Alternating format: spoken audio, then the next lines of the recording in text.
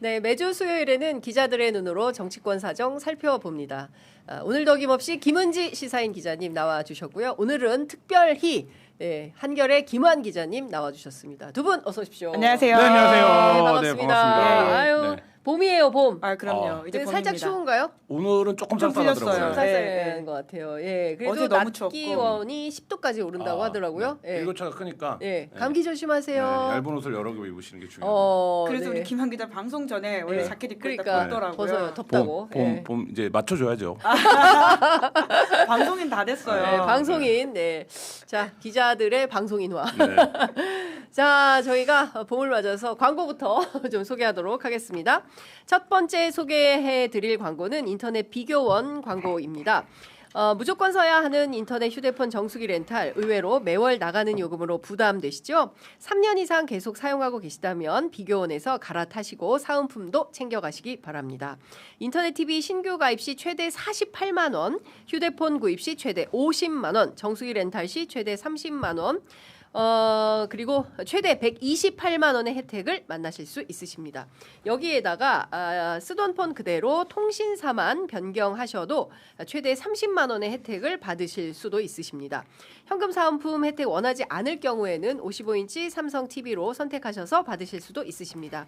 어차피 인터넷은 모든 회사가 비슷비슷해요. 그래서 우리 애청자분들께서는 혜택만 딱 챙기면 되겠다. 이런 말씀 드리겠습니다. 개인정보 보안도 철저해서 지금까지 단 한 건의 보안 사고도 없었다는 점 강조해서 말씀드리고요.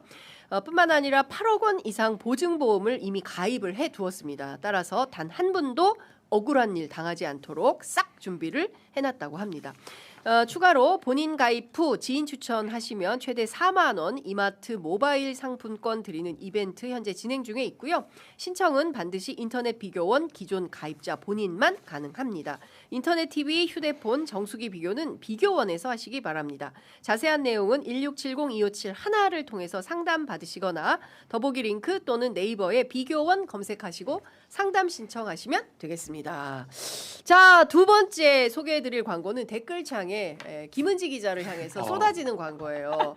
김은지 기자 동키크림 바르셔야 되겠어요. 이런 댓글이 네. 쏟아진다고 하는데요. 실제 저 유튜브 댓글 달리더라고요. 진짜요? 네네. 아, 그렇구나. 저에게 보습을 강조하시는 내용이긴 했었습니다. 네, 지금부터 여러분들의 피부가 밝아지는 시간입니다. 예, 손등에 네. 우리 김학 기자 역시 얼굴까지 바르시는 거예요? 광고형 전문 얼굴에 기자. 바르는 거 아니에요? 아 몰랐어. 와, 얼굴에 몰랐네. 싹싹. 얼굴에 발라도 돼요. 아니, 얼굴에 바르는 아니, 저는 거예요. 원래 네, 얼굴에 저도 발라요. 얼굴에 발라요. 매일 어디든 바르면 좋은 거 저 매일 아닙니까? 아침 동키크림 바르고. 네, 여기 얼굴에 바르는 아, 게 그렇습니다. 부담스러울까봐. 네. 전 손에서 발라서 이렇게 비포 애프터를 보여드리거든요. 예. 자, 이렇게 하면 자. 정말 광이 차이가 난다. 예, 이분들 홈쇼핑해도 되겠어요. 이게 거의 쇼호스트 수준이야. 로션을 좋은 네. 거 발라보니까 좋더라고요. 그러니까. 네, 동키크림 좋습니다. 갑자기 얼굴에 광이 나네요. 아, 기만 많이- 저기 많이 발라야 되나? 누가를 좀 조심해봐. 거기 여기 너무 아니 뭉쳐 있어? 뒤에 아니 여기 뭉쳤어. 아, 뭉쳤어. 가운데 코에. 예. 네, 광고 멘트. 자, 광고 멘트 들어가겠습니다. 이분들이 너무 잘해주셔가지고 네, 제가 광고 멘트를 잊었어요. 네. 자, 여러분 동키밀크 어디에 좋은지 아시죠? 순하고 촉촉한 건 기본이고요. 핵심은 항산화입니다. 항산. 야. 그래서 내가 이렇게 반응하는구나. 오. 제가 동키크림 바르니까 너무 좋아요. 항산화는 피부에 쌓인 노화물질을 정리해주는 청소부 역할을 하는데요. 거울 볼 때마다 늘어나는 주름, 푸석한 피부가 신경 쓰인다면 세안 후 얼굴 팔자, 미간, 눈가 주름에 콕콕콕 발라보시기 바랍니다. 그러면요, 속부터 차오르는 보습과 광채가 살아납니다. 국내 유일 직영 목장에서 착유한 동키 밀크로 만든 동키 크림입니다. 피부 노화를 늦춰주는 항산화에 집중한 프리미엄 크림입니다. 후기 5,000개가 증명한 이유 직접 느껴보시기 바랍니다. 지금 3개 세트 52% 할인까지 진행 중에 있으니까요. 아래 더보기 링크 클릭 또는 문자로 문의해 주시기 바랍니다. 발랐는데 광채가 안 난다. 그러면 100% 환불해 드립니다. 그만큼 자신 있다는 뜻입니다. 전화번호 말씀드릴게요. 010-6380-4733 010-6380-4733으로 전화 연락 주시기 바랍니다. 네. 네. 김한 기자 귀여워요. 지금 이런 댓글 달리고 있어요. 로션 하나 발랐을 뿐인데. 네, 예, 취재 편의점 광고로 흥해라 우리 크림소다님께서 응원 멘트 주셨는데요. 광고도 좋고 또 최근에 저희가 구독, 아, 네, 좋아요, 네. 네, 알림 설정 그리고 저희가 많은 좀 특종 보도를 해야 되는데 아휴, 김원 기자가 좀 해주세요. 사실 그 특정 완 이제 민원 네, 기자라는 표현이 그렇습니다. 보통 있지 않습니까? 예. 그런 네. 부분에서는 맞아요. 구교영 기자 가장 네. 구교영 기자 죄송합니다. 마음속에 습관이네. 마음속에 구경만 있네. 네. 이 시간 항상 구교영과 함께한 게 벌써 꽤 돼가지고 네, 맞아요. 예, 아유 진짜 너무 감사한데 구경 기자 오늘 면접 있으셔가지고 오늘 못 왔습니다. 높은 면접관이에요. 면접 보러 간 건 관이에요. 아니고. 본인이 면접 보러 간 게 아니라 높은 면접관. 분이 되셔갖고 이제. 네, 네, 높은 분이 네, 돼가지고 면접도 봐보고. 네, 네. 면접도 보고. 저도 네. 면접 한번 봐보고 싶네요. 네. 자, 저희가 하나하나 이제 말씀을 좀 들어야 할 것 같은데요. 지금 그 이란 전쟁이 일촉즉발의 위기로 계속 확산되고 있는 상황입니다. 다른 거 다 떠나서 그 저는 그 이란 남부 미나부의 그 여학생들만 다니는 초등학교에서 무려 165명이 사망을 했습니다. 저는 이 아이들의 죽음을 이 끔찍한 전쟁 범죄를 아무도 책임지지 않고 저는 어제 진짜 좀 그렇더라고요. 미군 3명 죽은 것에 대해서는 트럼프가 그렇게 가슴 아파하면서 남의 나라 어린아이들을 그렇게 죽게 만든 그 폭격에 대해서는 아무런 지금 뭐 메시지가 없는 거 아닙니까? 네네. 김혜지 기자님? 그러니까 뭐 정말 뉴노멀의 시대로 들어섰다라는 생각이 드는데, 네. 그러니까 이러한 전쟁, 뭐 트럼프의 행태에 대해서는 뭐 우리가 어떤 이야기로도 비난하고 문제 있다라는 이야기는 충분하게 할 수 있을 것 같은데 그것보다도 이런 전쟁의 양상이라고 하는 게 이제 굉장히 좀 일상이 되었다라고 하는 걱정 때문에라도 네. 좀 여러 가지 생각을 하게 만드는데, 그러니까 올해 연초에 베네수엘라 그리고 지금 이란, 그럼 그 다음은 또 어디냐라고 하는 걱정을 할 수밖에 없는 상황인 것 같고요. 이란 같은 경우에도 사실 여러 가지 상황에서 트럼프가 왜 저런 행동을 했는지에 대한 분석들이 나오고 있긴 하지만 결과적으로 국내 정치적인 상황 그리고 이스라엘과의 관계라는 해석들이 꽤 많지 않습니까? 네. 그런 것만 보게 된다면 다음 타겟들이 충분히 또 있을 수도 있다라는 불안이 있고요. 네. 그런 차원에서 한반도가 뭐 우선순위에 있지는 않길 바랍니다만은 여전히 좀 이 리스크 관리인데 너무 우리한테 중요한 좀 누노말적 상황이 됐다 이런 걱정이 계속 듭니다. 그러니까요. 그러니까 지금 저는 다른 거 다 떠나서 오늘 아침 한겨레 신문 보도를 보니까 주한미군 패트리어트 포대를 중동에 배치할 가능성이 있다. 어제 뭐 사드도 기자단에서 옮긴다. 질문이 네. 나왔었고 예. 그거에 대해서 이제 딱 부러지는 답변을 하지 않고 긴밀히 협의 중이다. 뭐 대변인이 그러니까요. 이렇게만 밝혀갖고 가능성 있고 지난번에 이미 옮겼다가 언제였죠? 작년 6월이었나요? 네. 그러니까 옮겼다가 다시 가져온 이제 귀환시킨 네. 사례가 있기 때문에 실제 이제 우리의 이제 무기 체계, 우리의 이제 방어 체계에서도 변동이 발생할 수 있는 문제가 지금 되어 가고 있고 네. 저는 뭐 여러 가지가 다 충격적인데 저는 사실 이제 휴가 기간에 이 침공 소식을 들어갖고 이런 일이 벌어질 수 있구나. 그래도 뭐 베네수엘라 대통령을 납치하는 일도 있었습니다만. 그러니까요. 근데 지금 지금 베네수엘라 모델로 간다는 거잖아요. 그러니까 이게 미국의 근데 뜻대로 될 수 뜻대로 있을지도 될까? 모르겠어요. 예. 좀 여러 가지 의미에서 말이 안 된, 예. 그러니까 뭐 말이 안 되는 게 한두 가지는 아니지만 트럼프가 네. 그리고 이 전쟁을 끝내기 위해서 이란 시민들의 봉기를 기대하는 듯한 발언을 계속 하고 있지 않습니까? 네. 저는 지금 이란 시민이요. 세계 일어나라. 평화를 위해서 미국 시민의 봉기가 필요하다. 아, 내 말이 네. 미국 시민의 봉기가 그래, 필요하다. 미국 시민의 봉기가 필요한 그러니까 건데 이게 가만히 진짜. 보세요. 이게 우리가 그냥 트럼프는 트럼프를 어떻게 말려 이러지만 트럼프가 사실상 국제법에 준하는 관세 문제로 지구에서 완전히 뭐 말썽을 일으키기 시작하고 근데 사람들이 그거에 대해서 국가들이 눈치를 보기 시작하고 그쵸. 혹시라도 우리가 먼저 타겟이 될까 이렇게 해서 이제 그거를 쉬쉬하면서 왔단 말이에요. 우리도 이제 그런 태도죠. 그렇죠. 네. 그런 다음에 어떻게 됩니까? 주권 국가의 대통령을 납치하는 일이 벌어지는데 그가 저지른 범죄 혐의에 대한 어떤 입증이 지금 되어 있지 않아요. 그러니까 예를 들면 그건 주장이 맞서고 있는 상황인 거고, 근데 그것도 해석들을 했어요. 아 이게 미국이 그 남미 문제의 어떤 교두보나 이거를 마련하기 위해서 무리했는데 이걸 했어. 근데 그러면 통상적으로 그때라도 브레이크가 걸렸어야 돼요. 트럼프가 이런 식으로 하면 안 된다. 근데 그때도 이게 되게 단기에 수습했네. 뭐 이런 분위기로 넘어갔어요. 그러고 나서 지금 이라크를 침공했는데 국내 언론을 포함해서 보도들 양상이 어떻습니까? 중계식 보도를 하고 있어요. 네. 그러니까 지금 말씀하신 것처럼 여기도 얼마가 죽었고요. 여기도 얼마가 죽었어요. 미국이 미사일을 쐈고요. 이란이 드론으로 맞대결을 했어요. 뭐 이런 식이에요. 이게 지금 맞는 겁니까? 이게 지금 이런 상황입니까? 그러니까 저는 이 부분에서 좀 뭔가 근본적인 지점의 회의가 필요하다는 맞아요. 생각이 들고 예. 한국 사회도 2003년도였나요? 이라크 파병 때 우리가 처음으로 말하자면 이게 세계 패권이라고 하는 거, 세계 패권 국가라고 하더라도 이거를 일방적으로 명분 없이 전쟁을 개시해서는 안 된다. 이런 네네. 거에 대해서 그러니까 시민사회 차원에 그리고 이제 전체 사회 차원의 어떤 각성이나 감수성이 마련된 네. 거 아닙니까? 네. 그리고 20년이 지났어요. 20년이 지났는데 지금 이런 전쟁이 발발했는데 우리가 여기서 되고 오늘 경제지나 보수지들 보면 네. 다 주가 얘기하고 방산 얘기하고 있거든요. 그러니까요. 그러니까 이게 맞는 거냐 지금? 네. 그러니까 어떤 트럼프라고 하는 인물 예. 그리고 전쟁이라고 하는 사건을 바라보는 어떤 사회의 퇴행 이런 예. 게 좀 동시에 있어서 굉장히 좀 씁쓸한 광경인 것 그러니까 같습니다. 저는 이제 우리가 언론을 왜 하는 겁니까? 네네. 그렇지 않습니까?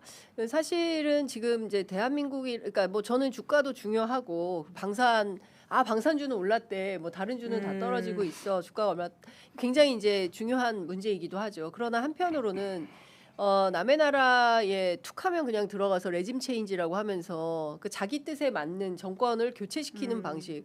근데 그 아시겠지만 베네수엘라의 로드리게스만 하더라도 지금 뭐 워싱턴의 개입 때문에 뭐 하여튼 워딩이 굉장히 짜증난다가 뭐 하여튼 뭐 그런 식의 워딩을 했어요. 그러니까 지금 자기 마음대로 안 돼요. 베네수엘라도. 그리고 로드리게스가 그냥 그거를 뭐 예컨대 무슨 뭐 밀약을 했다고 하지만 그것도 아닌 것 같아요. 근데 어쩔 수 없이 이걸 가는 상황인 거고 실제로 마두로 재판이 어떻게 될지 모르는 거 모르죠. 아닙니까? 네. 예, 그러니까 예.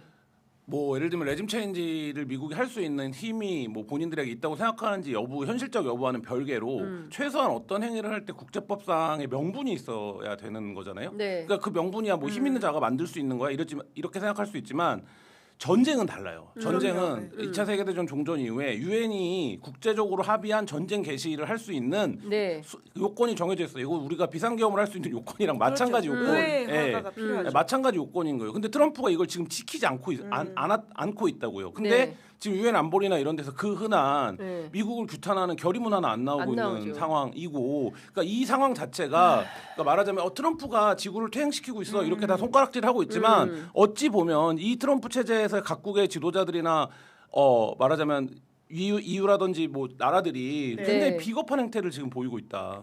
뭔가 그러니까요. 2003년에 어떤 그 반전의 뜨거운 기운을 우리 김한 기자가 가지고 오는 것 같아서 뭔가 예전에 순수했던 마음이 막 떠오르고 제가 그때 열심히 하셨거든요. 담도 넘고 제가 예. 아니 근데 진짜 네. 그런 것 같아요. 그래서 사실은 이 명분 없는 그 전쟁에 대해서 예. 대한민국이 옛날이 아니잖아요. 그러니까 미국 눈치나 슬슬 보면서 그 퇴행적 행동을 하는 것이 아니라 적극적인 국제사회의 평화의 중재자로서 역할을 하는 게 맞다. 우리 국격에 그렇죠. 맞는 거다라는 거예요. 그래서 누구는 그런 얘기도 합니다. 우리 국민들 구출해서 와야 되잖아요. 아. 그러니까 한국에서 전세기 띄운다. 우리가 띄워서 그 이란에 있는 우리 국민들 구출해서 오는 기간 동안은 아무것도 하지 마라. 만약에 그때 또 쏘고 어쩌고 하면 그것은 한국에 대한 전쟁으로 간주하겠다. 우리가 그럴 수 있을지는 모르겠지만 뭐 그런 정도의 좀 적극적인 행동을 우리가 하면 다른 나라 할 거 아니에요. 독일도 그렇죠. 하고 예. 영국도 하고 프랑스도 자국민들 다 있잖아요. 지금 보면요. 그 중동에 머물고 있는 민간인이 3억 명이에요. 예. 지금 3억 명의 생명을 담보로 이런 전쟁을 하는 겁니다. 그러면 이 3억 명의 생명을 그냥 맡겨도 되는 거예요? 이 전쟁의 한복판에 들어가 있는 이 민간인들의 생명을 전 세계가 똑같이 야 우리도 구해올 거야. 우리도 구해올 거야. 트럼프 너 이런 식으로 하지 마라고 하면 트럼프도 못해요. 그렇죠, 못하죠. 그리고 아까 말씀하신 대로 미국 시민들이 봉기를 해서 저는 탄핵의 한 길로 가야 된다. 윤석열과 트럼프가 뭐가 뭐가 다릅니까? 다른 예. 더 어떻게 나쁘죠. 생각하세요? 예, 너무 맞는 말이긴 한데 탄핵이 현실적으로 얼마나 가능한지는 가능할지. 그러니까 미국의 그 시민들이 그러니까 각성해서 결과적으로 트럼프가 그러니까 쿠데타로 당선된 사람이 아니라 미국 시민의 다수 그러니까 의회의 다수와 시민의 다수로 당선된 사람이잖아요. 이제 그래서 미국 시민들의 각성이 얼마나 있을지에 대해서 좀 솔직히 굉장히 의아한 심정이긴 한데 다만 그와 별건으로 이번과 관련해 가지고는 이 전쟁 개시에 대해서는 미국 내 여론조사를 보면 입소스랑 그 로이터가 같이 한 거에 대해서 27%만 지지한다라고 했거든요. 그런 것만 보더라도 굉장히 불리한 상황에 있는 건 맞고 당장 중간 선거의 결과가 굉장히 중요할 것이다. 왜냐하면 미국에서는 탄핵 절차라고 하는 것이 하원과 상원을 통과하게 되어 있기 때문에 그러니까 지금 구조에서는 공화당이 더 다수석을 차지하고 있기 때문에 어렵긴 하지만 충분히 중간 선거를 통해 가지고 뭔가 변화를 도모해 볼 수는 있을 거라는 생각이 생각이 드는데 11월까지가 너무 시간이 오래 걸리잖아요. 네. 이제 그러다 보니까 좀 답답한 마음은 든다라는 생각이 있는데요. 하나하나 이제 마가가 분열하고 있다라고 하는 것은 지난 베네수엘라부터 시작해가지고는 이번에 더 그렇거든요. 특히나 비개입주의를 주장하는 마가 세력으로서는 사실 지금 상황이 맞득찮은 것들이 있고, 그러니까 네. 계속 이 안에서의 분열이라고 하는 것이 오히려 더 좀 우리가 주목해봐야 될 정치적 변화가 아닌가라는 생각이 들긴 합니다. 지금 유엔 안보리 3월 의장국이 어딘지 아십니까? 3월 의장국이요? 유엔 안보리? 네. 어느 나라예요? 미국이에요. 미국이에요. 네. 4월은 어딘지 아십니까? 4월은 어디? 바레인이에요. 바레인, 바레인. 중동 국가라. 네. 5월은 어딘지 아십니까? 어디? 중국이에요. 중국. 그 미국이 저는 사주를 얘기를 했을 때 왜 사주지라고 했는데 네. 영향이 있을 거예요. 제가 안보를 얘기했지만 네. 어쨌든 트럼프라고 하더라도 이제 유엔 체제가 사실상 끝났다. 네. 트럼프가 마음대로 하는데 뭐 그게 뭐가 중요하냐 얘기하지만 네. 그 말하자면 선은 존재하는 거거든요. 근데 지금 이제 미국이 의장국이기 때문에 안보리가 뜨뜻미지근한데 4월 되면 완전 달라지겠죠. 왜냐면 바레인은 지금 실질적인 피해를 보고 그렇죠. 있거든요. 그렇죠. 예. 네. 그리고 지금 뭐 여러 언론들이 보도하고 있지만 현대전의 양상이라는 건 여러 밀떡들이 군사적 코딩 능력을 갖춰서 미국의 미사일 궤도 어디서 날라왔고 뭐 어떻게 됐고 이건 뭐고 이거를 저는 깜짝 놀랐어요. 그거를 이제 그 과학 사이트 같은 데서 이제 누가 캡처해 놓은 거를 보는데 뭐 그런 시대고 지금 이란의 보복은 뭡니까? 드론으로 하고 있는 거예요. 그렇죠. 그럼 이거를 이 피해를 누가 입는 겁니까? 민간인들이 받을 수밖에 예. 없는 거고 이 불특정 다수의 민간인들 대상으로 이게 중동 전역으로 확대가 되고 있는 그렇죠. 거 아니겠습니까? 예. 뭐 이런 차원이라고 놓고 보면 빨리 4월 달에 이거에 예. 대해서 다국적 제재를 하지 않으면 이런 일은 재발된다. 그렇죠. 이거를 좀 예. 각별히 그렇죠. 유엔 안보리 가서 어린 연사의 마음으로 외쳐보고 예. 싶네요. 소수 인사. 그래서 오늘 소수 의견 네. 아주 회의적인 이야기를 네. 하게 되는 입장인데 그러니까 지금의 미국이 사실 굉장히 미친 행동들을 네. 하고 있는 그렇죠. 것이잖아요. 근데 그렇게 따진다면 다국적 제재라고 하는 것이 과연 의미가 있을까, 효과가 있을까에 대한 문제. 결국은 미국은 마이웨이를 선언하면서 이 어떤 다국적 체제를 이미 탈퇴하겠다고 하고 예. 있는데, 그러니까 뭘 해도 지금 어렵다라는 네. 상황이 좀 마음을 좀 그렇지. 시니컬하게 만드는 게 예, 있는 것 예, 같은데. 예. 하지만 결과적으로 이 모든 길의 마지막은 미국의 몰락이긴 하겠죠. 그렇죠. 근데 그게 얼마나 걸릴지 모르겠고 그러니까 음. 한 제국이 망할 때는 사실 주변에 굉장히 큰 피해를 받기 때문에 그거에 대한 걱정을 계속 하게 될 수밖에 없습니다. 그러니까 오히려 중국과 러시아가 이 국면에서 역할을 하려고 하고 특히 이제 중국이 즉 굉장히 중국이 자유무역 오히려 그렇게 됐죠. 오히려 막 네. 강조를 하고 시진핑 메시지가 그렇게 그렇잖아요. 나오고 그리고 있습니다. 이번 전쟁과 관련해서도 시진핑은 이거 즉각 지극히 중단- 정상적인 메시지를 네, 내는 거죠. 그렇죠. 중단하라 이렇게 대만 하고 문제만 있고. 바라봐도 인내력과 참을성은 중국이 더 있는 것 같잖아요.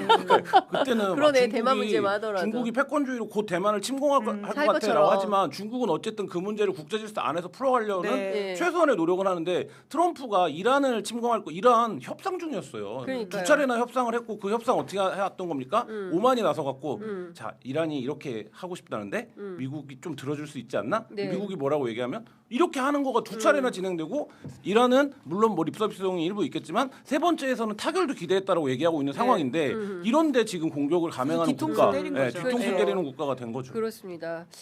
그 다른 거 다 떠나서 지상군 투입은 많은 전문가들이 불가하다라고 얘기를 하는데 그 베트남이 그 전체 국토의 75%가 산악지대인데 이란도 전체 국토의 55%가 산악지대예요. 그렇기 때문에 지상군 투입하면 미군이 훨씬 더 피해를 많이 입게 된다. 이제 그런 선택을 하면 진짜 그냥 자중질환, 아비규환 막 이렇게 가는 거예요. 네. 근데 그런 선택을 과연 하게 근데 될지. 트럼프의 세계관은 뭐 임파서블, 파서블이 있는 게 아니라 네. 두잇이냐 두남만 있냐 할 거냐 말 거냐. 세계관이 네. 다르기 때문에 네. 저는 근데 여러 가지 이제 말하자면 조건이나 구조적으로는 쉽지 않겠죠. 그러니까 예를 들면 트럼프도 개시하자마자 4주 안에 끝낼 거라고 네, 얘기하는 네. 이유가 이게 여러 부담들이 있으니까 이제 함축적으로 한 얘기 아니겠습니까?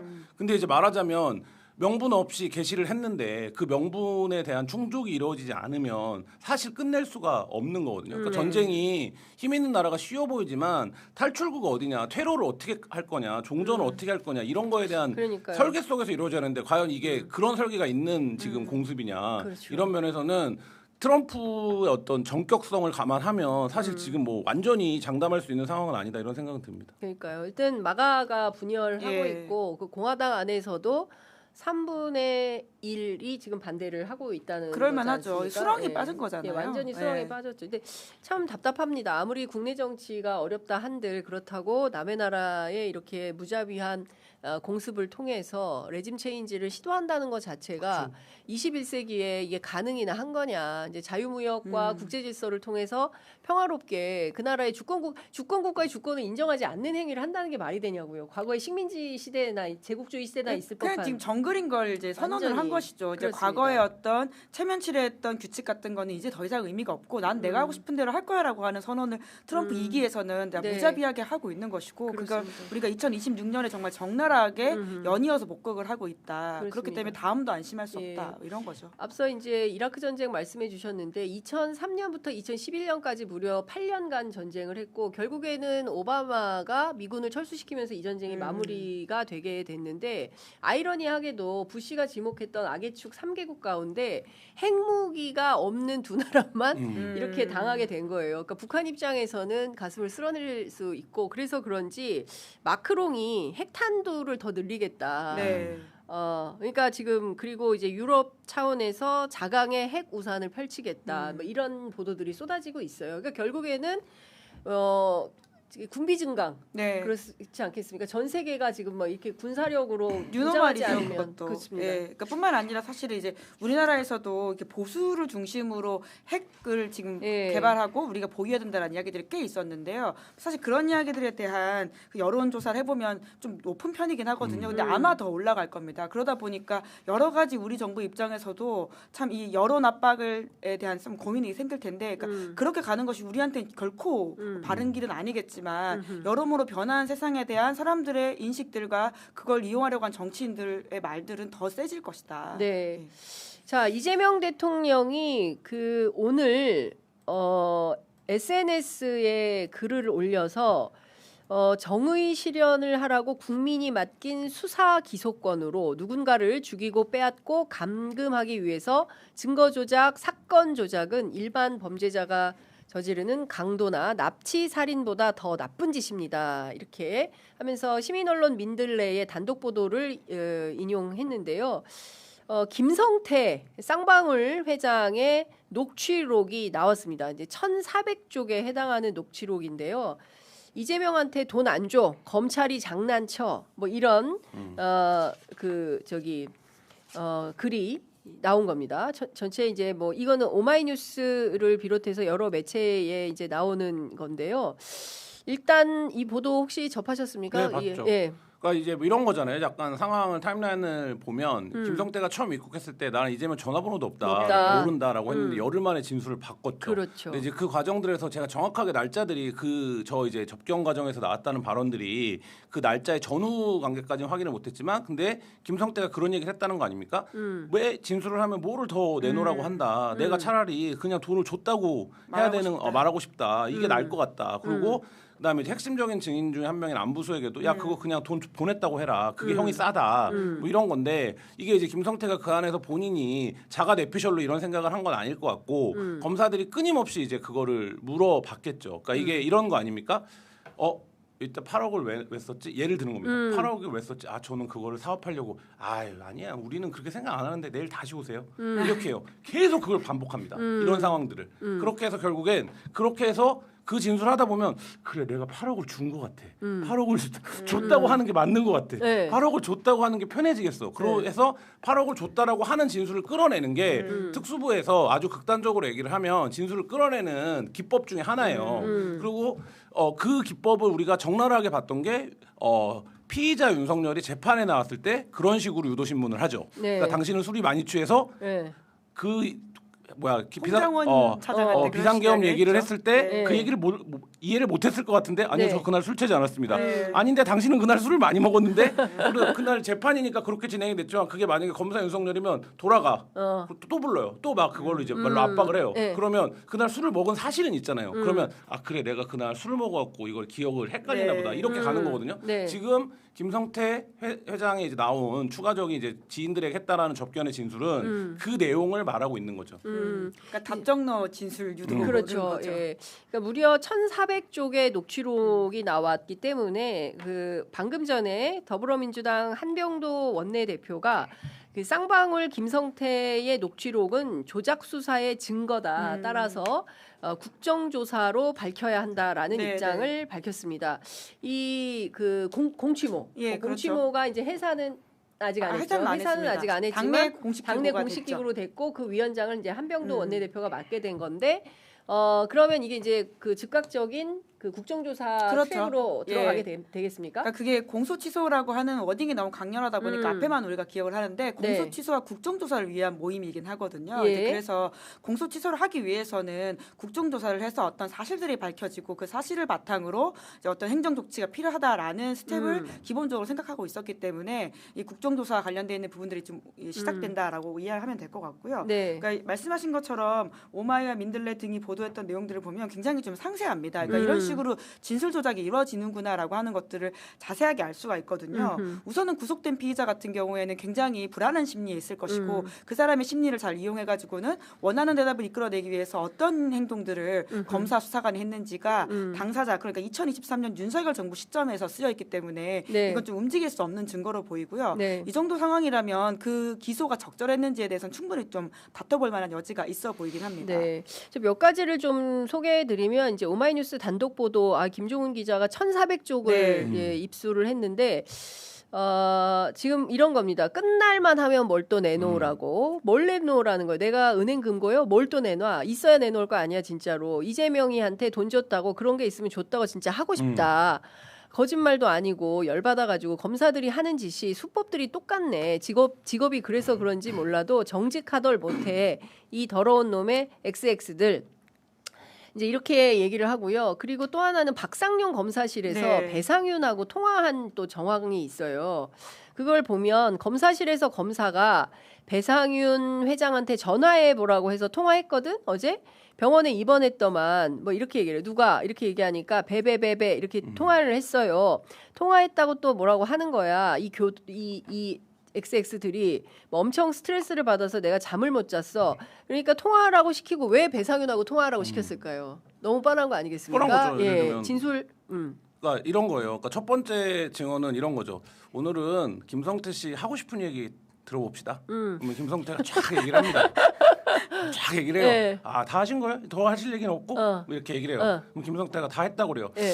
이게 우리가 듣고 싶은 얘기가 안 나오네. 어. 이런 식으로 이제 하는 그렇죠. 거죠. 그래서 계속 이제 그걸 유도해 내는 거죠. 예. 근데 예. 그 얘기를 하고 싶은 얘기를 하는 동안은 굉장히 말을 잘 들어주니까 아하. 이제 내 말하자면 이게 심리학적으로 보면 이 사람의 기대에 내가 부응하고 싶어지죠. 네. 그 아까 얘기한 그 불안감이 있는 그렇죠. 거잖아요. 예. 이 사람이 나의 운명을 쥐고 있으니까 예. 이제 그런 식의 이제 말하자면 진술이 이루어졌다라는 거고 네. 두 번째는 이거 제가 어느 사건인지 정확히 기억이 안 나는데 이 사건에서 딸하고도 통화를 시켜요. 맞아요. 네. 예. 그래서 말하자면 약한 고리를 건드리는 거죠. 근데 일반적으로 피의자가 전화를 할 수가 없잖아요. 전화를 할 수 없는데 검사실에 들어오면 딸하고 전화를 시켜요. 이거는 배려인 동시에 협박인 거죠. 협박인 예, 거죠. 협박인 거죠. 근데 네. 그거는 남욱도 그런 일이 있었잖아요. 네, 그렇죠. 가족. 예. 예. 그러니까 이것도 마찬가지로 이 사건에서 핵심적인 증인이 되거나 참고인이 되어야 되는 사람과 왜 통화를 시킵니까? 그거는 그 통화 과정에서 네가 그 진술을 하지 못하면 이 그거에 대한 예를 들면 뉘앙스만 전달해도 이 사건 관계자들은 굉장히 예민하게 판단을 하기 때문에 이제 말하자면 그런 식으로 유도를 네. 해가는 방향이 있었다라는 거죠. 그렇죠. 그리고 이런 것도 있어요. 2023년 4월 14일에 이런 말도 합니다. 안부수 그 아태평화협의회 네. 회장인 핵심이죠. 거죠. 핵심이죠. 이 사건에. 안부수 그날 꼭 오라고 그래. 북한에 돈 줬다고 하라고 그래. 북한에 줬다고 하는 게 차라리 싸다고 그래. 이화영이랑 사실대로 박상민 경찰 쌍방울 직원이거든요. 재판에 집중을 해야 돼. 또 이런 얘기를 하고요.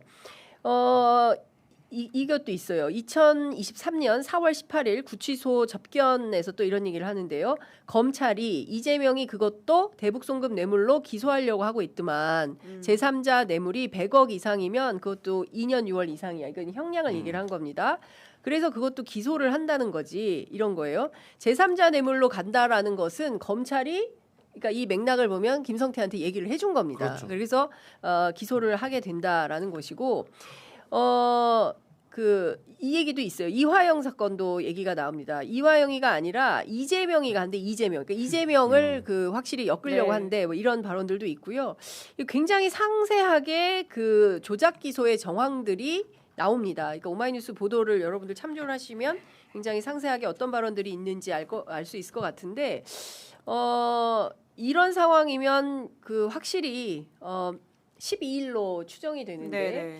그 국정조사를 하자라고 하면 거리 도보행진에 나갔던 국민의힘이 다시 돌아와서 어떻게 할까요, 김은지 기자님? 저는 지금 국민의힘이 하고 있는 네. 도보행진은 네. 말만 대외용이지 대내용이라고 봅니다. 그러니까 필리버스터, 단식 그리고는 도보행진까지도 항상 장동혁 대표가 본인의 정치적 위기가 왔을 때 예. 그 대외 그러니까 대 이재명 투쟁이라는 핑계를 대면서 예. 내부 단속을 하는 용어로 썼던 것들이거든요. 주로 몸을 활용하는 행동들인데, 네. 그러니까 이번에도 사실 그 윤어게인 세력과 붙어가지고는 결국은 당을 망치려고 한다라는 지적에 대해서 중진들까지도 입을 열고 있거든요. 예. 그러니까 2월 19일에 윤석열 씨 1심 선고에 대해서 예. 무죄 추정의 원칙을 이야기하고 난 후부터 다시 장동혁 대표 리더십이 흔들리고 있습니다. 네. 심지어는 서문시장에 갔는데 사람들이 별로 오지 않아서 망신을 당했다 이런 맞아요. 얘기까지 있지 않습니까?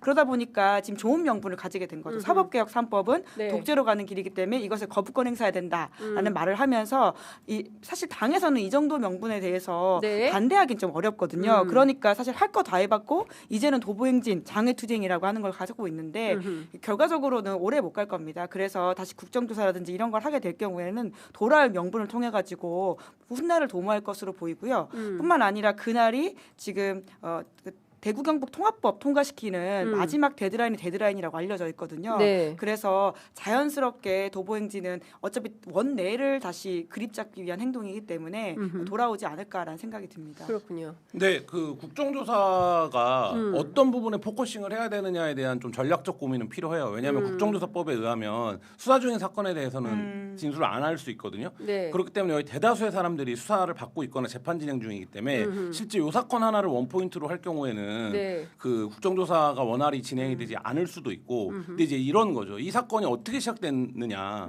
국정조사를 진짜 해봐야 되는 건 뭐냐면 이게 대장동에서 시작이 된 거 아닙니까? 그렇죠. 대장동을 수사하다가 대장동이 너무 복잡하고 너무 관련 인물이 많고 이거 이재명까지 갈 수 있는 거야 없는 거야라고 하니까 어디로 넘어갔습니까? 백현동으로 넘어갔어요. 네. 그 백현동으로 넘어가서 백현동을 막 수사를 했습니다. 백현동을 수사를 했는데 이거 역시 구조가 만만치 않아요. 그러니까 다시 어디로 갑니까? 성남의료원 부지와 성남FC로 갔어요. 그리고 이거를 또 막 털었어요. 그래서 이제 뭐 이거를 단계 뭐 그거를 한 거네 뇌물을 주는 거네 아니네 뭐 누굴 유리하게 했네 안 했네 이걸 하다가 이게 안 되니까 뭘로 간 겁니까? 변호사비 대납을 간 거예요. 네. 변호사비 대납을 갖다가 변호사비를 털다 보니까 뭐가 나온 겁니까? 쌍방울이 나온 거예요. 그 쌍방울이 주가 조작을 했네 안 했네 이렇게 가다가 이 주가 조작을 한 게 이재명을 위한 대북 송금을 했네로 간 이거다. 거거든요. 그러니까 네. 이게 한 6-7번 쿠션을 친 사건이에요. 몇 년 동안. 네. 그러면 지금 국정조사를 해봐야 되는 건 이 사법개혁 3법이나 검찰개혁 이슈와 맞춰서 보면 이런 식의 수사는 어떻게 가능했는가 그 자체예요. 그러니까 여기서 큰 스토리라인. 그쵸. 개별 사건에서 유죄냐 무죄냐를 국정조사로 밝혀낼 수 없습니다. 그럼요. 예, 네. 그건 불가능한 거고.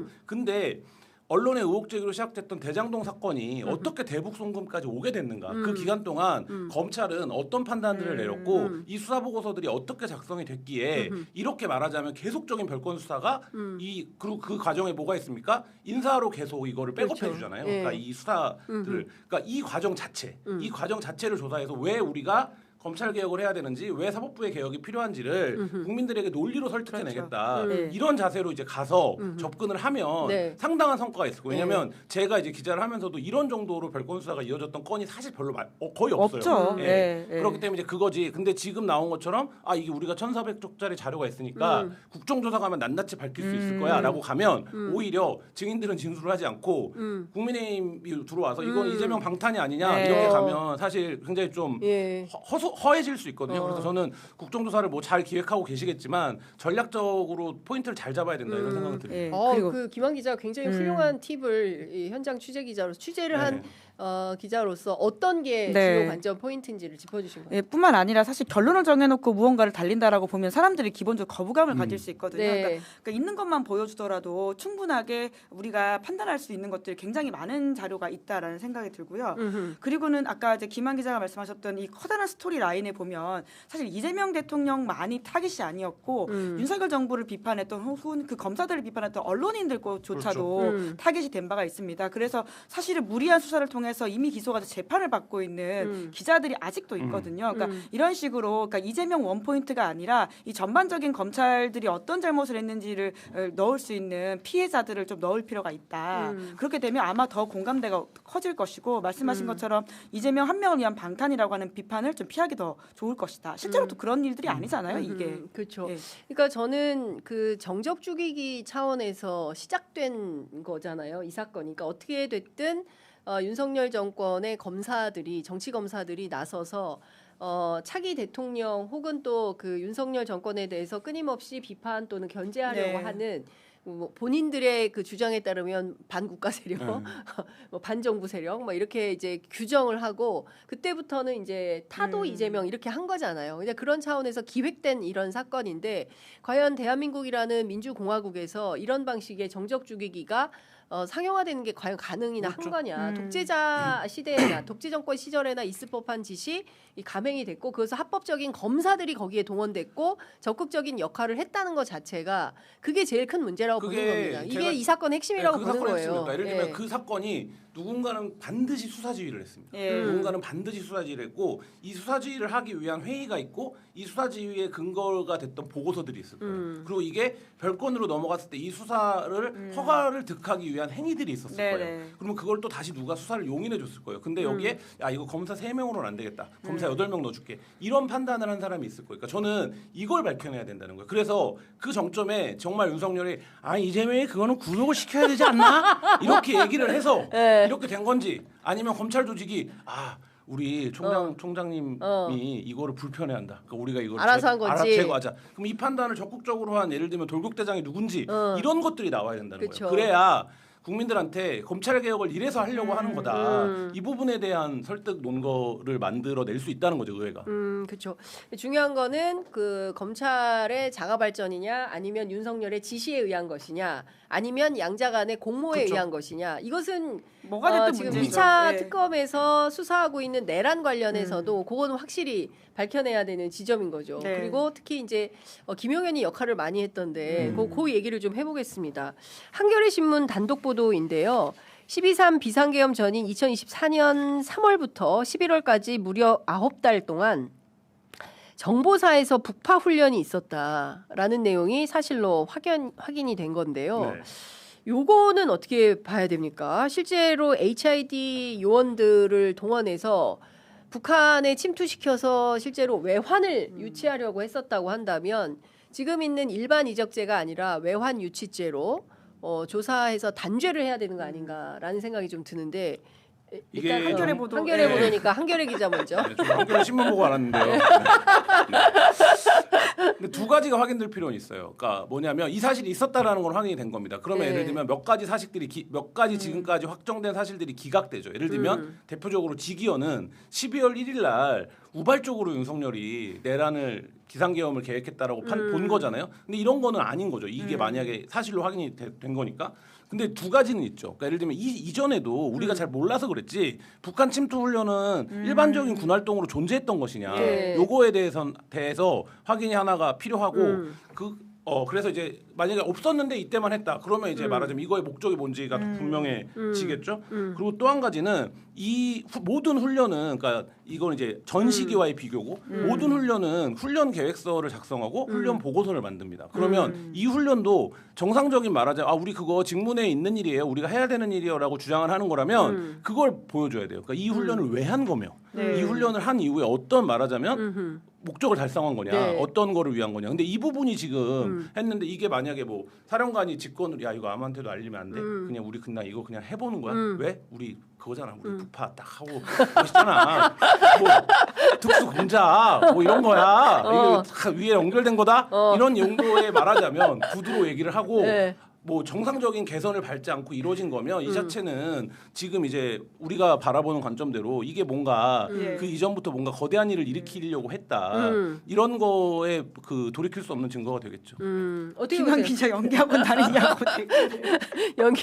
연기학원 다니는 것 같아요. 네네. 예, 진짜 애쓴다. 예. 아니 근데 이거를 문상호 전 정보사령관, 네. 문상호는 바로 누굽니까? 김용현을 통해서 지시를 그럼요. 받고 예. 김용현이 노상원을 엮어준 사람이에요. 그래서 민간인 노상원 버거보살 노상원 예. 씨가 안산 햄버거집에서 회동을 가지면서 그 정보사 요원들을 보내서 같이 협의했던 네네. 이런 스토리라인이 있는 사람인데 이 훈련을 문상호가 직접 챙기면서 이걸 이제 그 패러글라이딩을 이용한 방식으로 부파 침투를 이제 이거 그 드라마 뭐지? 비슷하네. 사랑의 불시착. 사랑의 불시착. 거기는 사랑이었는데. 거기는 사랑이었는데 여기는 북한에 침투를 그러니까 해가지고 이게 바람 기류가 바뀔 때 그렇죠. 패러글라이딩 타고 날아가서 낙하하는 하는 거잖아요. 그런 거잖아요.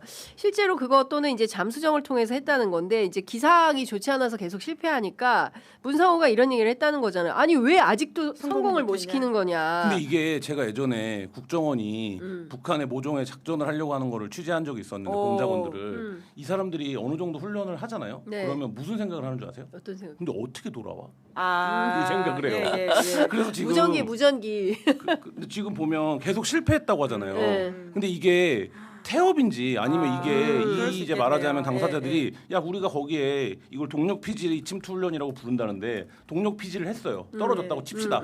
그러면 어떻게 돌아와요 그 다음에는? 그러니까 이런 거를 나 보면 돌아갈래? 이거 안 이런 되잖아요. 거를 보면 이게 그러니까 제가 그래서 아까 개선 얘기를 한 건데 이게 밑에서부터 검토가 돼서 올라갔으면 네. 상당 부분 말하자면 이게 말도 안 되는 작전이다라는 얘기를 했을 거예요. 그러니까 예를 들면 유사한 조건에서 남한에서 해볼 수는 있죠. 예를 들면 삼척에서 띄워서 뭐 예를 네. 들면 강릉 정도에 떨어져 보자. 네. 그러면 기류가 같으니까 우리가 뭐 50km를 갈 수 있는 걸 확인할 수 있네. 네. 이런 게 훈련이잖아요. 네. 근데 이게 그게 아니라 진짜 북한에 넘어가요. 그럼 넘어갈 때 어떻게 돌아올 겁니까? 네. 그러니까 이게 지금 그 자체로 보면 말이 안 된다 이게. 그러니까요. 그러니까 지금 다른 거 다 떠나서 조은석 특검팀이 수사기간 만료 한 달 앞두고 네. 이제 이런 내용을 확인을 했다는 건데 통상적인 범주가 아니라고 한다면 이것은 외환 유도죄로 다스려야 그렇죠. 되지 않나. 예. 그러니까 예. 그런 점에서 굉장히 좀 많이 아쉽고 내란 특검에 대해서 저희가 여러 가지 비판을 좀 하지 않았습니까? 네, 네, 물론 네. 혐의가 굉장히 많고 예. 해야 될 것들이 많았다는 사정도 이해하긴 하지만 또 거기에 맞춰서 인원도 굉장히 많이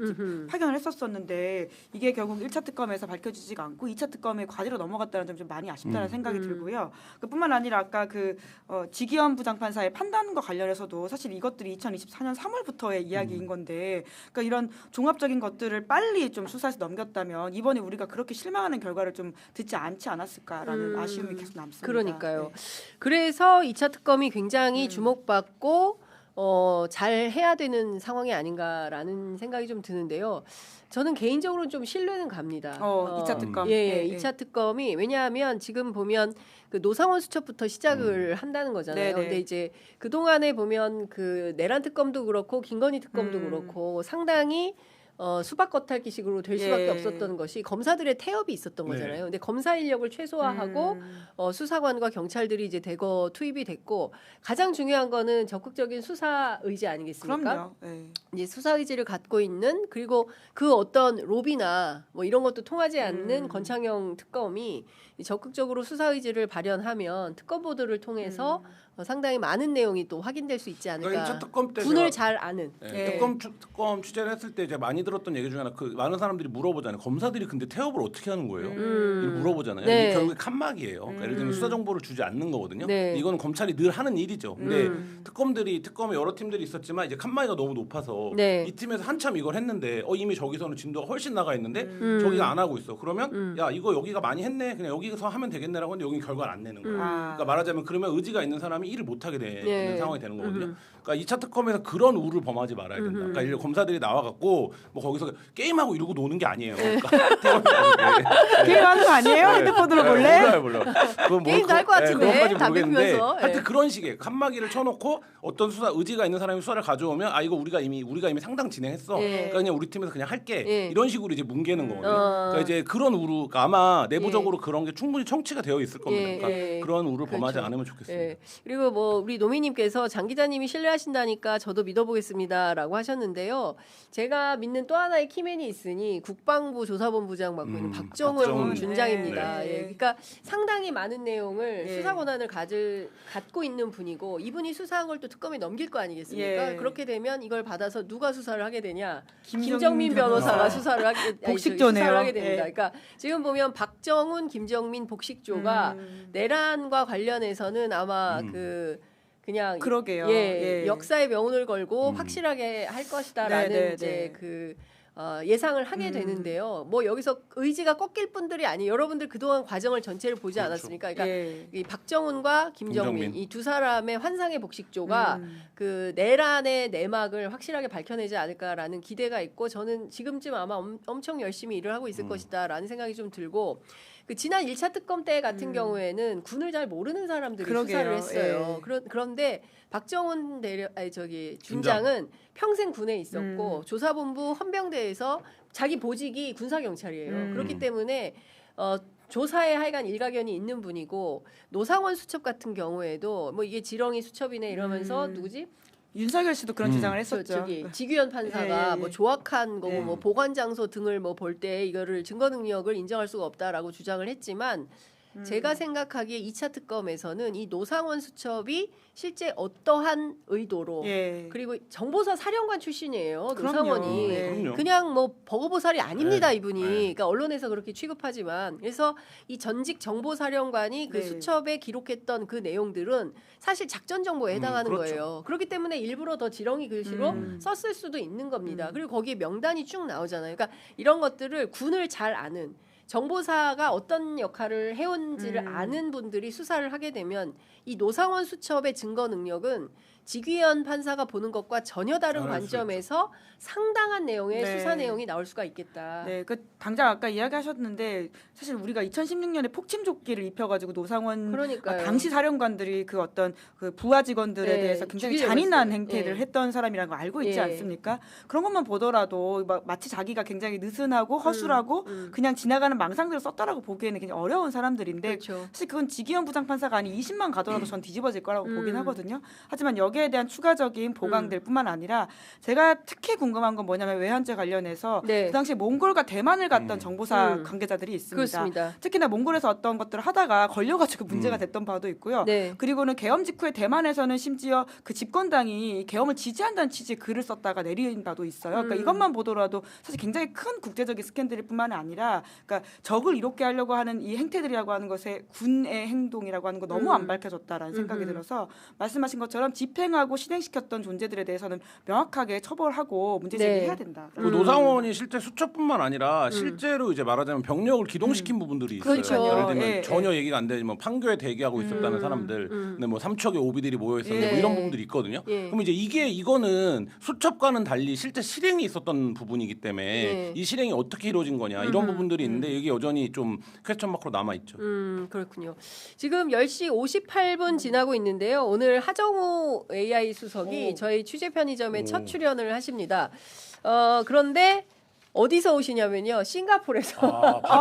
네, 싱가포르에서 바로 오시는데 시간이 조금 지연될 수 있나 봐요. 원래 이제 11시 예정인데 자택에 가셔서 좀 씻고 예쁘게 단장하시고 예. 취재 편의점 애청자들과 처음 만나는 날이기 때문에 준비를 하시고 오시기 때문에 11시 한 10분에서 20분 정도 도착 예정이셔서 저희가 조금 더 하도록 네. 하겠습니다. 예, 재밌는 얘기를 좀 더 해야 될 것 같은데 또 하나 지금 나온 얘기가 뭐냐면 안보실 있지 않습니까? 네. 방첩사 블랙리스트와 관련해서 윤석열 대통령실에 국가안보실이 개입한 정황이 있다라는 게 어제 JTBC 보도로 확인이 됐습니다.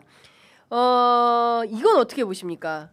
자, 국가안보실 하면 주목되는 사람 한 명 있죠. 김태호. 김태호. 예, 김태호가 너무 빠져 있다. 왜냐하면 그 HID 부대 방문도 너무 이상하다. 이상하죠. 아주 예외적이다. 그러니까 미리 이 비상계엄과 내란의 기획에 동참하지 않았을 리가 없다라는 의심을 받고 있지만 네네. 그는 조사 대상, 수사 대상조차 아니었어요. 예. 네, 그 뭐 그런 점에 사실 뭐 조사를 한번 받으러 나오긴 했었는데 그것도 최상병 특검이었던 것으로 기억을 하고요. 뭐 그런 점에서 김태효는 특히나 내란 관련해서는 그날 기자들과 술을 먹었다라는 식의 알리바이를 그렇습니다. 가지고 있다고 하지 않았습니까? 그러니까 오히려 미리 알리바이를 만든 거 아니냐라는 저는 지적이 있을 정도로, 김건희와 네. 그 김태효가 알리바이용으로 김건희는 성형외과, 그 다음에 그 김태효는 기자단과 술자리, 예. 번개 술자리였다는 예. 거잖아요. 예. 생태탕 먹었다 그랬나? 뭐 네. 생태탕? 거기도 생태탕이야? 들었었는데 까먹었네요. 예. 네, 뭐 메뉴는 네. 정확하게 모르겠는데, 그러니까 김태효 전 차장 같은 경우에는 윤석열 정부 시작부터 끝까지를 함께했던 사람이기 때문에 말씀처럼 이걸 몰랐을 리도 없고 그 모르는 게 말이 안 된다라는 취지의 지적들이 것들이 굉장히 오래 있었는데요. 지금 네. 사실 성균관대에서 강의를 할 정도로 굉장히 그러니까. 일상을 유지하고 계시는 분이거든요. 이게 가능한 일인가? 정진석 음. 비서실장만 하더라도 지금 굉장히 싸게 막는 혐의로서 그 증거인멸 혐의 교사였나 그런 걸로 지금 재판을 받고 있는데 네. 김태효만 무풍지대에 있다? 이것에 있어서는 사실 2차 그렇죠. 특검의 과제가 아주 큰 것이죠. 예. 그러니까 이게 그 박근혜 아까 박영수 특검에서 조사했던 국정원 블랙리스트 사건도 또 마찬가지지만 방첩사든 국정원이든 이런 업무를 해왔던 사람들은 존재합니다. 실제로 존재하는데 네.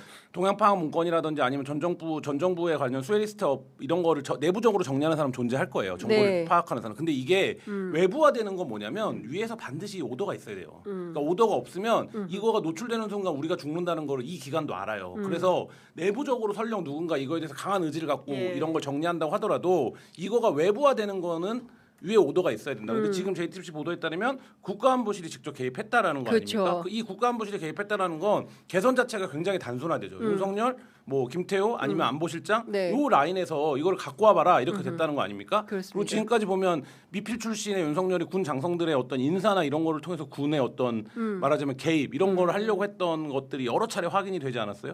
않았습니까? 그러니까 그런 걸로 놓고 보면 이거가 누구의 관심 사안이었겠냐 이거가 이제 좀 유추해 볼 수 있는 그렇죠. 대목이죠. 본질은 민간인 사찰이에요. 그래서 방첩사가 국가안보실로부터 지시받은 내용은 문재인 정부 때 수혜받은 그 장성들의 리스트를 작성을 해라. 수혜 장성 리스트 이 말 자체도 정말 그거 이상하네요. 말도 안 되는 건데 예, 안보실에서 그걸 지시를 했다는 것이고요. 그 다음에 이 중에서 호남 출신만 따로. 호남 출신만 따로 했다는 거고 거기에 이제 그 국방부 공무원들도 포함시켜서 호남 출신 봤다는 거고요. 또 하나는 진보 성향의 군판사를 했다는 것이고요. 뭐 이미 저희가 보도해 드렸지만 김병주 리스트 이런 것들을 만들었다는 거예요. 그러니까 타깃이 너무나 명징한 맞아. 겁니다. 네. 그러니까 야권의 지도자에 해당하는 이재명 당시 그 대선 후보에 대해서는 온갖 얘기가 되거나 말거나 다 긁어 모아가지고 수사와 재판으로 감옥을 보내서 완전히 이를테면은 그 대한민국 정치사에서 지워버리려고 아주 그냥 저는 이거는 어마어마한 그 공작이라고 생각을 하는데요. 이 어마어마한 공작에 언론도 동원하고 검사도 동원하고 막 이렇게 해서 끊임없이 악마화를 했던 거잖아요. 그래서 사람들이 야 이재명 나쁜 줄 알았는데 일 잘하네 이런 평가를 저희가 어제 지역에서 이제 국회의원들이 와서 설명해 주는데 평가가 완전히 달라지고 있다는 거예요. 그러니까 이 언론에 의해서 암암리에 우리가 정말 가랑비에 속옷 젖듯이 와 있었던 이런 것들이 다 거짓이었다라는 게 밝혀지니까 특히나 이 대한언론 같은 매체들의 역할이 얼마나 중요한가 네. 진실 보도를 얼마나 열심히 해야 되는가라는 걸 하나 느끼게 되고요. 또 한 측면에서는 정말 이거 군사 박정희 전두환 노태우 때 있었던 때 했던 거잖아요. 호남 출신 그죠? 그러게요. 예. 그리고 진보 성향 빨갱이 그죠? 김영삼 정부가 김영삼 대통령이 하나회 숙청을 한 이후에 군에서 이런 작업을 뭐 암암리했는지 어땠는지 모르겠으나 그 이후에는 없었던 거예요. 그 이후에 방첩사가 뭐를 하는지 이런 거에서 이런 정보 취합을 하고 있는지를 몰랐어요. 그러니까 그 시기를 지나온 거예요. 그 시대를. 그렇지. 그럼요. 네, 근데- 비상기업도 그런 거. 네, 근데 윤석열 정부 들어와서 방첩사가 야 이거 일단 별 중에 호남 다 정리해봐. 뭐 여기 문재인 정부 때 승진한 애들 다 정리해봐. 이거 되게 원초적이고 되게 그렇잖아요. 네. 이렇게 해서 사람을 파악할 수 있다라고 예. 판단한다라는 것 자체가. 예. 근데 그렇게 해서 일단 출신 성분 지연 학연으로 다 갈라. 예. 이렇게 해서 나머지만 추려서 가자. 근데 이 생각을 누가 한 겁니까? 어디에도 있습니까? 노상원 수첩에도 있어요. 그렇죠. 예. 노상원 수첩에도 있죠. 그러면 이 생각을 공유하는 자들이 이거를 기획한 거다.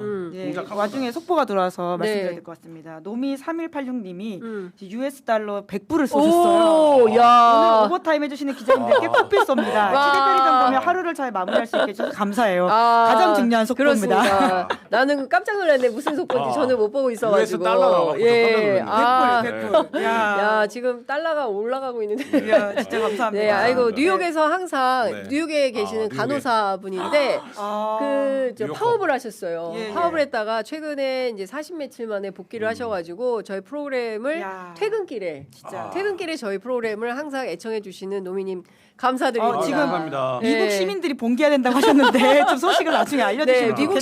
시민들 지금 봉기하고 계신지 특히 뉴욕의 시민들이 어떤지 너무 궁금합니다. 뉴욕 소식을 좀 전해주시면 좋을 것 같습니다. 속보 아이구야 네, 제가 최고 최고 뭐 농담이었습니다. 이렇게 하십니다. 아, 네. 그리고 아까 이제 그 노상원 수첩에서 노상원 수첩은 아니고 정확히 이제 호남 인사를 빼라라고 했던 게 그 12.3 비상계엄 당시에 성관리로 보내는 군인들을 자출할 때 맞아요. 노상원이 그렇게 이야기했던 건데 전라도 빼라. 네. 그러니까 정말 적나라한 그런 그쵸. 이야기들이라고 하는 게 다 연결되어서 우리가 볼 수밖에 음. 없거든요. 그런데 노상원의 역할이라고 하는 게 계엄 때 별게 없었다는 취지의 판단이라고 하는 건 다시금 좀 지적할 수밖에 없을 것 같고 이재명 대통령에 대한 보수 인사들의 평가 변화는 이제 한 달 전 정도에 우리가 이름을 들으면 누구나 알 수 있는 좀 유명한 보수 인사를 만난 적이 있거든요. 근데 그분도 이제 그런 이야기를 하는 거예요. 자기는 사실 지난 대선에서 이재명을 뽑지 않았다. 그 정가 사범이라고 하는 이미지가 너무 강해서 그러니까 결국은 이준석을 찍었다라는 취지로 이야기를 했던 것 같은데요. 그런데 이재명 대통령이 되고 나서 생각보다 일을 너무 잘해서 자기가 어느 순간부터 좀 이상하다 싶어가지고 그 정가 사범의 이 뭔지 꼼꼼히 봤다는 거예요. 네. 근데 하나하나 보니까 네. 자기가 생각했던 것만큼 심각한 범죄는 아니었다. 아. 이런 이야기를 하면서 뭐 검사 사칭이라든지 이런 것들에 대해서는 뭐 예. 적절하진 않을 수는 있어도 우리가 생각하는 것만큼의 심각한 범죄라고 보기 어려워서 내가 좀 판단을 바꿨다. 이런 이야기를 하는 거예요. 예, 예. 그러니까 이제까지는 사범이라는 프레임에만 좀 갇혀가지고 그 사람을 봤었는데 예. 하나하나 보니까 좀 다르게 판단할 바가 있는 것 같고 예. 난 이번 지방선거에서 민주당을 찍거나 아니면 기권을 할 것 같다. 이렇게까지 이야기를 하더라고요. 네. 그런 것만 보더라도 사람들의 생각들이 진짜 많이 바뀌어가고 있구나라는 것들을 좀 느끼게 되긴 했습니다. 네, 그러니까요.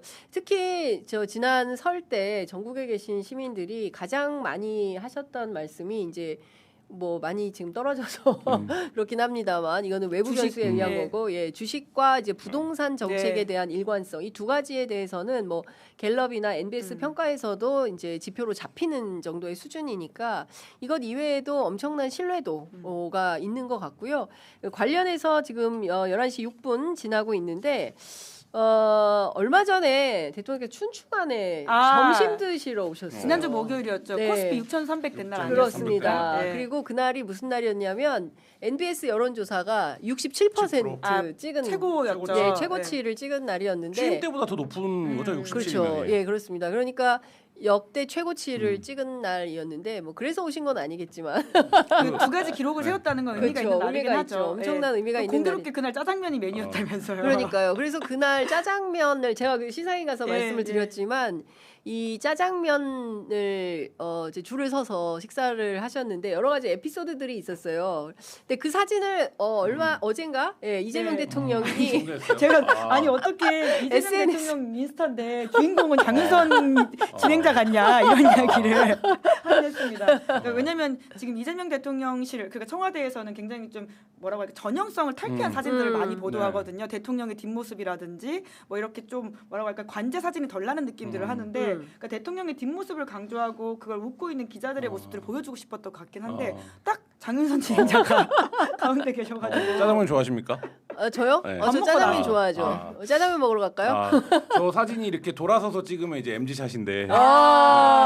이렇게 이재명 대통령이 이렇게 그렇군요. 돌아서서 찍으면 MZ 샷인데. 아 저기 그 시진핑하고 네, 같이 네, 찍었던 찍었던, 그게 네, MZ 자세예요? 아, 그러니까 콘서트 같은 거 할 때 이제 뒤에 배경 놓고 이제 야 이렇게 찍는, 찍는 네. 거 저는 그게 잘 안 돼요. 아. 근데 이재명 대통령 그걸 너무 잘하시. 나중에 한번 그걸 여쭤보고 싶네요. 근데 그 전날 뭐 이렇게 여러 가지 에피소드들이 있었는데 그 미리 얘기를 안 해줬어요. 오는 거를 오시는 방문을. 거를 기자들한테 아무래도- 미리 네, 사전 네, 공지가 없었어요. 그래서 그 12시 10분경에 이제 기자들은 연락을 받은 거였는데 우연히 그날 춘추관에서 밥을 먹은 사람 밥을 먹으려 그러니까 점심 약속이 없던 사람들이 몇 명이 있었고 그래서 이제 춘추관 식당이 2층이거든요. 그래서 뭐 대통령 오신답니다. 그랬더니 그래서 이제 올라간 거죠. 기자들이 이제 올라가서 같이 이제 식사 외로운 사람들 위로해 주러 온 거네요.